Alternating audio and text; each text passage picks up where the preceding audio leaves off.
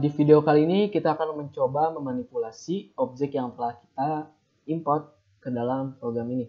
Bisa dilihat di sini ukuran objeknya terlalu besar. Nah, maka itu kita akan memanipulasi ukurannya. Nah, mari kita mulai saja. Jadi konsepnya untuk pembelajaran kali ini kita akan mencoba memanipulasi transform dari objek yang telah kita buat, mulai dari posisi, rotasi, dan juga ukurannya. Dan juga kita akan mencoba sedikit tentang konsep triggering ya. Nah, bisa dilihat di sini di template-nya kita tanpa kita sadari mungkin kita telah mengatur transform dari objek yang telah kita buat. Nah, ini default-nya mereka itu mengatur objek bumi, sedangkan objek yang telah kita import itu berbeda dengan bumi. Makanya ukurannya agak sedikit geser. Nah, script untuk mengatur transform, manipulasi transform itu ada 3 yang umum, yaitu kata kuncinya, sintaksnya kita masukkan node. Jadi kita mengatur node dari variabel yang menampung objek yang telah kita import. Jadi kita mengatur node-nya, bukan variabelnya. Maka dari itu jika kalian memiliki lebih dari satu model di dalam satu node, maka itu akan terpengaruh. Maka lebih baik jika kalian memisahkan, jika memiliki berbagai model, kalian juga harus memiliki berbagai node pula. Nah, kita lanjutkan saja. Di sini kita bisa lihat kita mengatur node dot position, yang berarti kita mengatur posisi dari node bumi kita yang menampung variabel baterai sejauh vektor 3, 0, 0, 1,5. Ini merupakan sumbu X, Y, Z. Seperti itu. Karena kita tadi untuk posisi kita berasa cukup ya. Tapi kita coba saja, misalnya kita ganti menjadi 3. Ini satuannya float. Atau kalau kita convert ke dalam meter, kita bisa dapatkan satu float itu sama dengan 1 meter. Kita bisa coba. Kita deploy.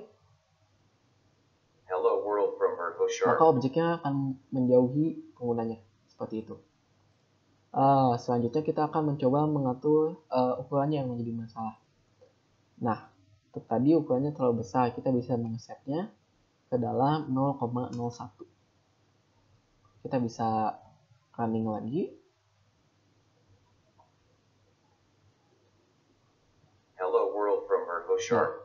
Nah, ini mungkin sedikit kejauhan ya, karena kita tadi mengganti posisinya, kita kembali lagi akan mengganti posisinya lebih dekat. Kita akan kembalikan ke 1,5. Seperti itu. Nah. Hello world from Mirko Sharp. Ini mulai mendekati ukuran aslinya. Jika kalian berasa kurang besar atau kurang menarik dengan konsep kalian bisa mengganti lagi atau memanipulasi objek sesuai kalian. Nah, jika dilihat di sini, kita objeknya itu masih muter karena masih terpengaruh beberapa script yang mengatur node bulan atau bumi yang tadi. Maka dari itu, karena kita konsepnya itu statis, maka kita akan menonaktifkan script untuk mengatur putaran. Nah, kita bisa lihat di sini, dan juga di sini komen sudah dijelaskan merunning beberapa aksi untuk memutar bumi, bulan, dan awan. Maka dari itu kita bisa menonaktifkan atau mengkomenkan baris kode ini, sehingga objek kita akan berdiam statis. Hello world from Mirko Sharp. Nah, objek kita akan statis seperti itu. Nah, selanjutnya setelah kita oh ya, satu lagi untuk rotasi, kalian bisa mengetikkan dengan sintaks node dot rotation, rotate. Lalu kalian tinggal dalam kurung masukkan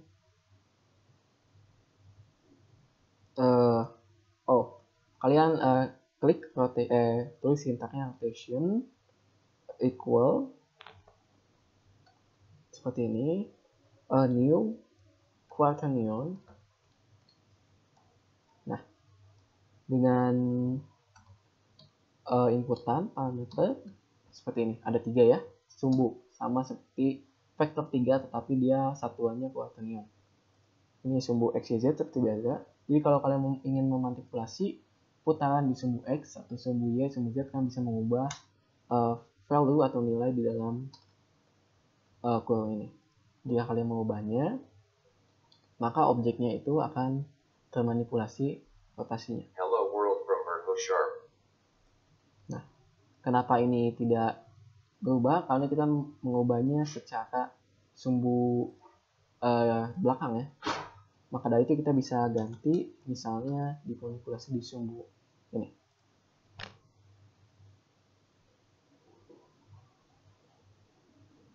Hello Ya, world from Mirko objek Sharp. akan termanipulasi rotasinya seperti itu.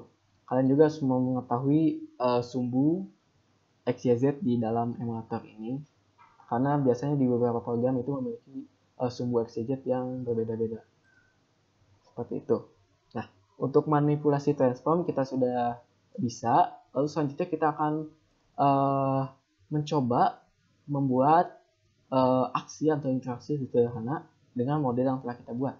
Nah, sebelum itu kita menentukan saja rotasinya, karena baterai yang telah kita buat tadi memiliki rotasi yang sudah benar. Dan kita besarkan sedikit ukurannya supaya lebih jelas untuk dilihat. Hello world mungkin from segini Mirko cukup. Sharp. Nah, lalu kita konsep instruksinya sederhana saja. Saat kita mengklik kanan di emulator, atau saat kita di device aslinya, di HoloLens, kita melakukan get test tool, melakukan tab, lalu objeknya akan menghilang. Seperti saklar on off. Seperti itu. Kita akan melakukannya dengan menggunakan konsep recache. Kita mulai saja. Di sini kalian bisa lihat ada 2 opsi. Di sini ada fungsi public override void on gesture tapped atau on gesture double tap. Nah, kita pilih saja yang single tap ya. Lalu kita menuliskan instruksi yang akan kita lakukan. Jadi kita tuliskan dulu. Nah, seperti ini. Saya akan jelaskan. Jadi saat kita menjalankan fungsi on gesture tap atau saat kita mengklik kanan di emulator, kita lakukan semua hal yang ada di dalamnya.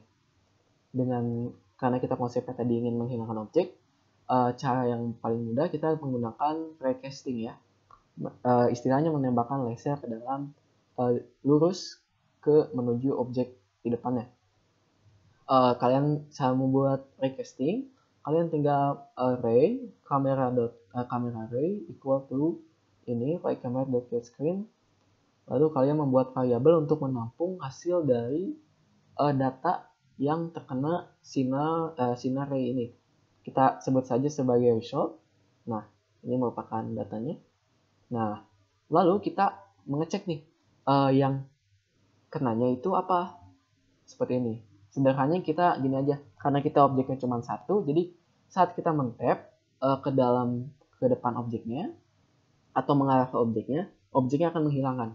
Sedangkan ketika kita tidak mengetap tapi tidak terkena objek, tidak akan menghilang seperti itu.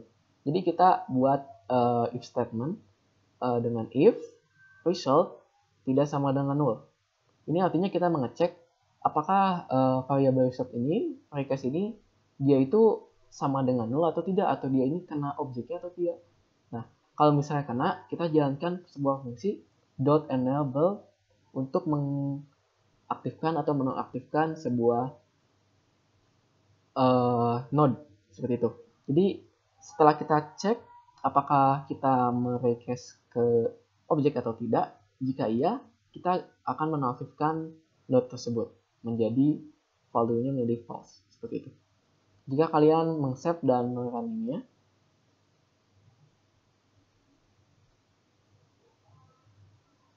Hello world from Mirko Sharp. Nah, seperti ini. Lalu misalnya kita melakukan gesture tap di area hitam ini, maka tidak akan terjadi apa-apa. Karena kita merequest ke hasil request kita akan bernilai 0. Karena kita tidak mengenai objek apapun. Sedangkan jika kita merequest mengarah ke objeknya, saat kita klik kanan, objeknya akan hilang. Karena kita merequest dan datanya disimpan di result, kita cek apakah result itu sama dengan null atau tidak. Karena tadi kita mengarah ke objek, berarti result ini dia punya nilai, nggak null. Makanya kita bisa menjalankan earth.nodeEnable ini menjadi menghilangkan node yang telah kita buat. Nah, seperti itu.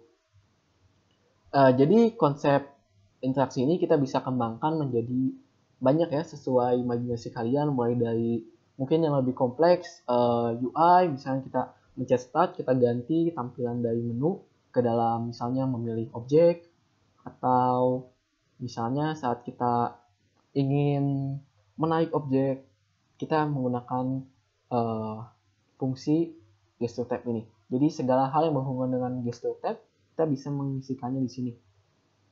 Seperti itu. Ya, sebagai tambahan, kita kan tadi membuat scriptnya itu menonaktifkan node ya.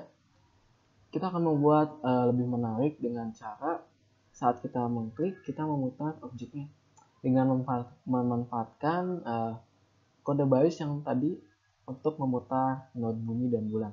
Ini yang node ini kita pindahkan saja ke dalam sini. Daripada kita menonaktifkan node-nya, kita ubah menjadi memutar animasikan node-nya. Nah, ini merupakan baris kode untuk melakukan fungsi memutar selamanya dengan merotasi dengan durasi 1F di sumbu delta X-nya 0, delta Y-nya -4, dan delta Z-nya 0. Dengan melakukan ini, objek kita akan saat kita klik, maka objeknya akan berputar. Seperti itu. Nah, jika kita running programnya, Hello world from sebelum Merkle kita Sharp. klik, objeknya akan berdiam. Jika kita klik ke area kosong, tidak akan terjadi apa-apa karena resultnya bernilai 0. Jika kita mengarahkan ke objeknya, saat kita klik, objeknya akan mulai berputar. Seperti itu. Nah, ini menurut saya perputarannya sedikit lambat. Kita akan tambahkan kecepatannya sedikit dengan cara mengurangi durasinya menjadi 0,5 misalnya. Kita coba running lagi. Hello world from Merkle Sharp. Saat kita tap, nah perputarannya menjadi semakin cepat. Seperti itu. Salah satu contoh lagi interaksi yang bisa kalian terapkan dengan metode atau konsep dari request. Mungkin cukup sekian. Terima kasih.